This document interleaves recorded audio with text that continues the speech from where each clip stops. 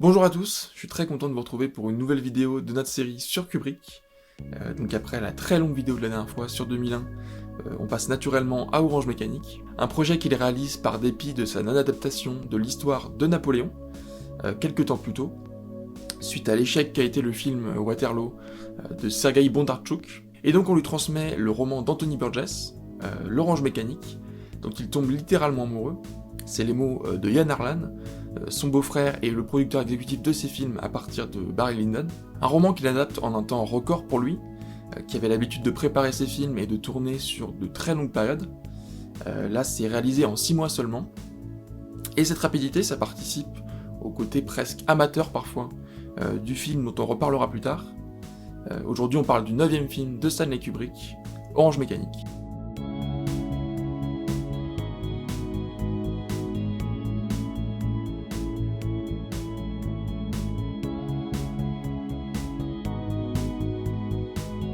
Alors quand on regarde le film, il y a quelque chose qui est de suite évident, c'est qu'on est dans une structure binaire. Je pense que ça doit être l'une des structures les plus simples à appréhender, même pour un spectateur lambda. Et au-delà de ça, c'est même presque ce qu'on pourrait appeler une structure bipolaire, parce que c'est pas simplement deux parties, c'est deux parties qui s'opposent presque diamétralement, et qui donc se répondent. Dans la première partie, on nous présente Alex, avec une des ouvertures les plus iconiques du cinéma, et ces trois droogs, ces trois acolytes, Pete, Georgie et Dim, un gang de jeunes qui sèment la violence à travers des passages à tabac, des conduites effrénées sur la route, des arrivées improvisées dans des maisons reculées, qui se concluent par des meurtres ou des viols.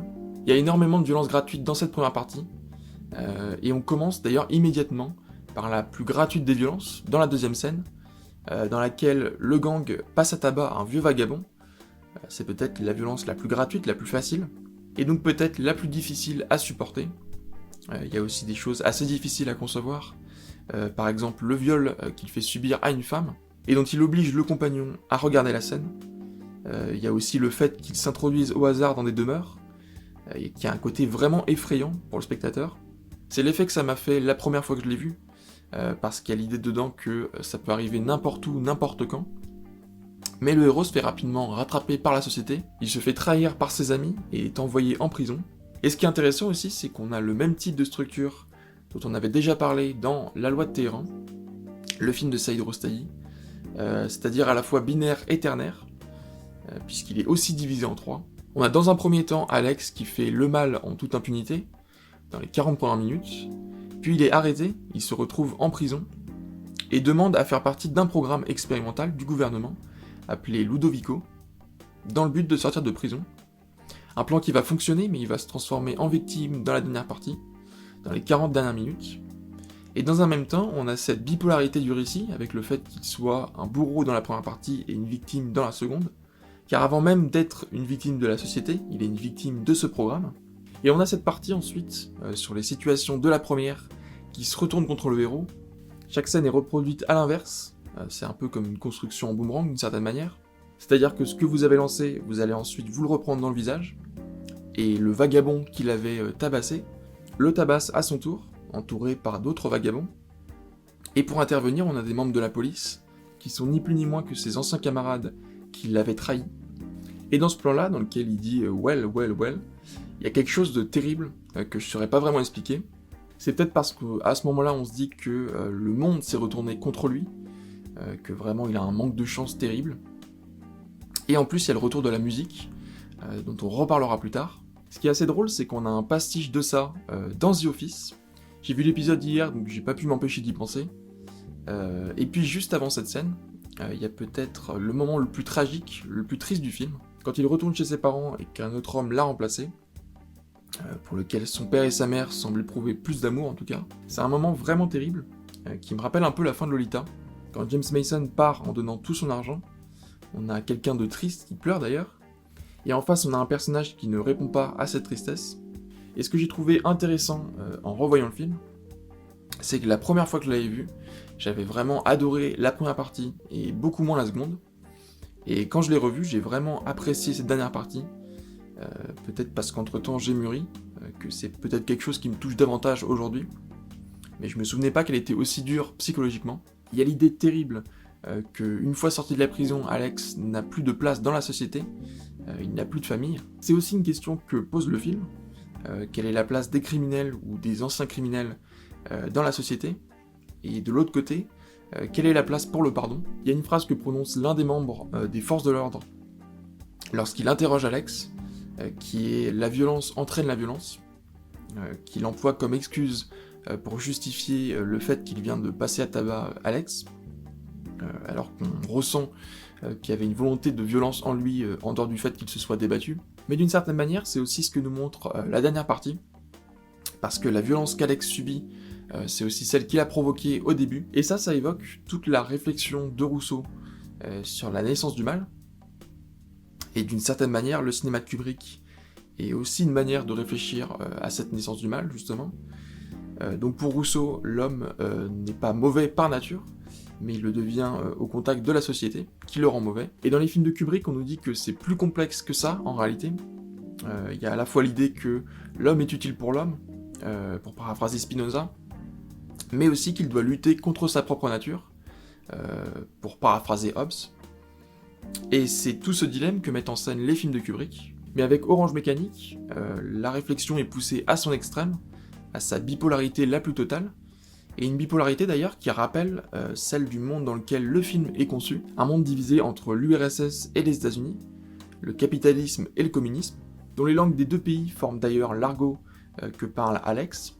Et comme j'ai pu le dire pour Lolita et Falamour, je trouve qu'il y a un vrai lien entre ce film et 2001, de la même manière peut-être que pour Les Sentiers de la Gloire et Spartacus. Et une chose qu'on remarque, c'est que Orange Mécanique est construit presque à l'inverse de 2001. Là, ça n'est plus la machine qui devient un homme, mais c'est l'homme qui devient une machine.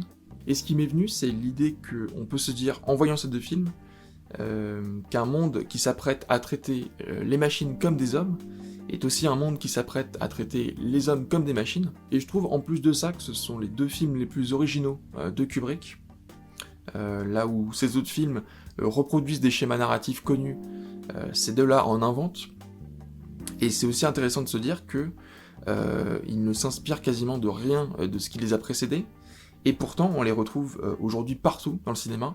Et on a aussi un avant-goût de ce que sera son cinéma par la suite, avec notamment l'apparition d'un élément important de son cinéma, dont on parle peu je trouve, c'est la maison de campagne isolée, loin de l'agitation de la ville, qui semble en sécurité a priori. Et lorsque vous avez des individus qui frappent au hasard, il n'y a plus de sécurité nulle part, on retire cette couche de notre esprit, cette notion de notre esprit, et c'est pas quelque chose qu'on a envie de retirer naturellement, et ça peut nous faire penser à la maison de Kubrick, d'une certaine manière. On peut penser qu'il projette ses propres peurs dans le film, parce qu'on sait que lui aussi, à cette même période, se retire en Angleterre, dans une maison de campagne, une grande demeure, un manoir avec de nombreuses pièces.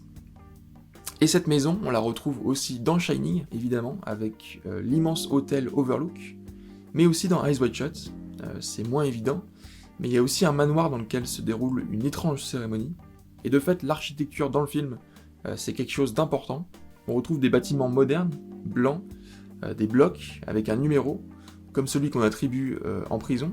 On a un univers visuel qui correspond finalement au chaos dans lequel sont plongés les personnages, et on est aussi plongé dans un monde dans lequel règne l'art contemporain, les statues des femmes dans les bars, l'intérieur de la maison d'Alex, ou de la femme au chat, qui dit d'ailleurs à Alex de ne pas toucher à la sculpture en forme de pénis, parce que c'est visiblement une œuvre d'art très importante, et les intérieurs des maisons, au contraire des façades des bâtiments, sont recouverts de couleurs vives, essentiellement des couleurs primaires, qu'on retrouve dans le générique, des couleurs extrêmes qui renvoient d'ailleurs au traitement du film, et aussi aux scènes de meurtre, notamment de la femme au chat, dans lequel on voit des peintures lorsqu'elle meurt, et les meurtres sont alors confondus avec des objets d'art. Mais paradoxalement, le film est aussi une œuvre de l'art contemporain.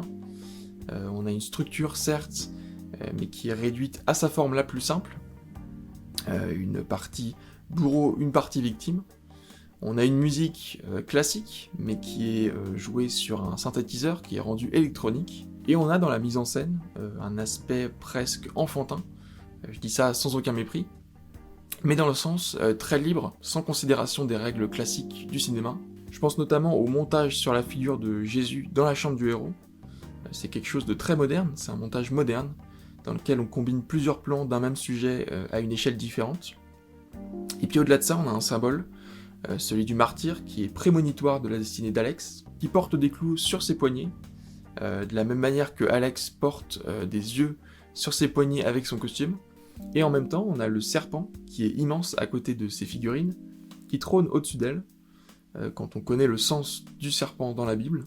Et c'est un montage qui transforme le sens qu'on a de l'image. On peut avoir l'impression que les petits personnages dansent, ou qu'ils lèvent le poing, comme dans une révolte. On travestit le sens original par la mise en scène. Et donc, comme je le disais tout à l'heure, cette mise en scène, elle a un côté très amateur. C'est un aspect très intéressant du cinéma de Kubrick, dont on parle pas énormément, je trouve d'ailleurs. Ce côté amateur, parce que comme on l'a rappelé, c'est un autodidacte, il a appris la photographie puis le cinéma seul, et dans chacun de ses films, il y a quelques plans qui rappellent le documentaire, le found footage, des plans caméra à l'épaule, dans 2001 quand il va débrancher Hal, ou dans la scène de combat de Barry Lyndon, des plans qui rappellent ses débuts dans le documentaire, ou la scène de combat dans Le baiser du cœur. Et dans Orange Mécanique, ce côté amateur va venir aussi de certains plans, quand Alex tente de se suicider notamment, avec la caméra qui tombe de l'étage, qui a paraît-il résisté à 6 prises. Et comme beaucoup de films de Kubrick, l'œuvre va dérouter une certaine partie du public, certains gangs vont reproduire les violences des personnages, et accuser le film de les avoir influencés, ce qui va amener de nombreuses personnes à protester contre le réalisateur, qui va commencer à craindre pour la vie de sa femme et de ses 3 enfants, et donc qui va appeler la production en leur demandant de retirer le film, ce que la Warner accepte, et il sera retiré jusqu'à sa mort. Mais ce que je trouve intéressant dans le cinéma de Kubrick, c'est que contrairement aux réalisateurs qui l'ont précédé, il n'est pas tellement menacé par la censure. Il y en a eu certes sur Lolita, mais c'est surtout par des groupes de personnes, et donc il n'y a plus de censure à proprement parler, mais des controverses. Ce qui est critiqué, comme l'explique Malcolm McDowell, l'acteur principal, c'est la violence du film, mais même la censure explique que cette violence est expliquée par la seconde partie du film, et finalement ne parle pas de ce qui est dénoncé dedans, la violence d'État, et le film prend soin de ne pas attaquer directement tel ou tel organisme, mais il y a des allusions quand même à la pédophilie dans l'église, avec Alex qui dit que le prêtre l'aime bien pour son jeune âge, ou encore un gouvernement conservateur qui souhaiterait rétablir l'ordre, et le film annonce en un sens l'arrivée du gouvernement Thatcher au pouvoir, et l'émergence du mouvement punk. Je crois que c'est Steven Spielberg qui dit que ce film est le premier film punk, et c'est vrai que Orange Mécanique résonne bien avec son avenir proche. Il y a cette idée de nos futurs dans le film, peu importe l'avenir seul contre le présent, avec des jeunes issus de la classe moyenne et populaire, qui ne s'identifient que par un rejet de la société. Et parallèlement, il y a un lien avec la musique qui est très fort. Le mouvement punk, c'est un mouvement social, mais aussi musical. Et quand on voit les 4 membres du groupe, on peut aussi penser qu'ils se rapprochent parfois d'un groupe de rock. D'ailleurs, le visage de Malcolm McDowell dans le film m'a toujours fait penser à celui de Mick Jagger, le chanteur des Stones, avec dans les 2 cas un caractère assez androgyne. Et si on parle de musique, et de musique populaire, on peut aussi rappeler que Kubrick souhaitait à l'origine utiliser des extraits de l'album Atom Heart Mother, donc cet album-là, dans le film, et on imagine qu'il s'agissait du titre phare de l'album, qui mélange rock et musique classique, mais ça a été refusé par le groupe, qui je crois l'a un peu regretté plus tard. Toujours est-il que Kubrick va utiliser des morceaux classiques, dont certains d'entre eux vont être joués sur un synthétiseur Moog, par Wendy Carlos, qui a aussi composé l'ouverture de Shining, et on peut pas s'empêcher de remarquer que le film possède des caractéristiques d'un film musical, d'un film symphonique.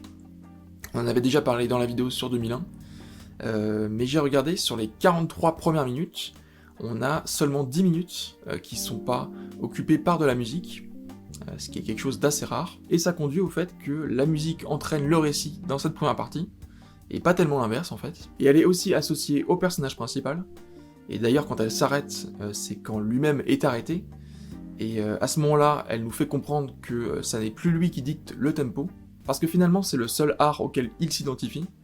Il est fan de Beethoven, sa vie tourne autour de sa passion pour la musique, il se promène notamment dans un magasin de disques à un moment, Et la bande originale relève aussi d'une association avec le personnage. Il s'agit de musique classique, jouée pour certaines d'entre elles sur un synthétiseur Moog, qui était en pleine expansion à l'époque. Et cette électronisation de la musique renvoie aussi directement au fait que le personnage devienne lui-même une machine, et on retrouve des percussions dans le titre principal, composé par Purcell, Funeral of Queen Mary, puisque c'est justement une musique de funérailles. Et c'est là où on a toute la puissance de la scène d'ouverture, je trouve, parce que certes, on a ce regard caméra qui est un affront à toute la tradition classique du cinéma, le fait d'oublier qu'une caméra observe les comédiens pendant le film, mais c'est aussi et surtout directement la musique, il n'y a rien de plus. Et le fait de mettre une musique de funérailles pour la scène d'ouverture, ça attire le regard, ça éveille la curiosité du spectateur, mais c'est aussi dans l'ADN du cinéma de Kubrick, cette utilisation de la musique pour donner un sens aux images, et notamment les usages ironiques des musiques dans ces films. On en avait déjà parlé dans Docteur Folamour, et là c'est à peu près la même chose en fait. On a des musiques dans les scènes de viol qui ont plutôt des tonalités joyeuses,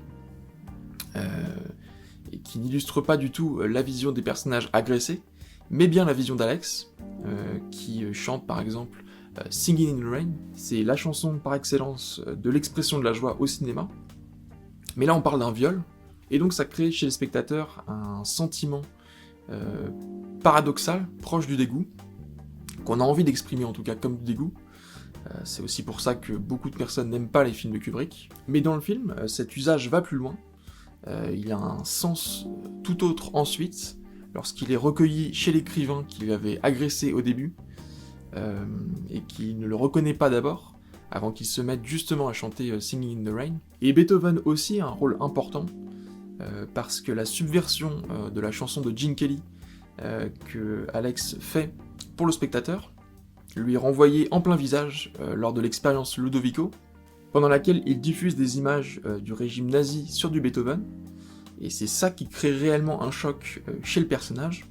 Il aime trop Beethoven pour le voir illustré par de telles atrocités, dont il n'est pas responsable d'ailleurs, et c'est exactement ce que faisait Alex pendant la scène de viol avec Gene Kelly. Voilà, j'ai été très content de parler d'Orange Mécanique.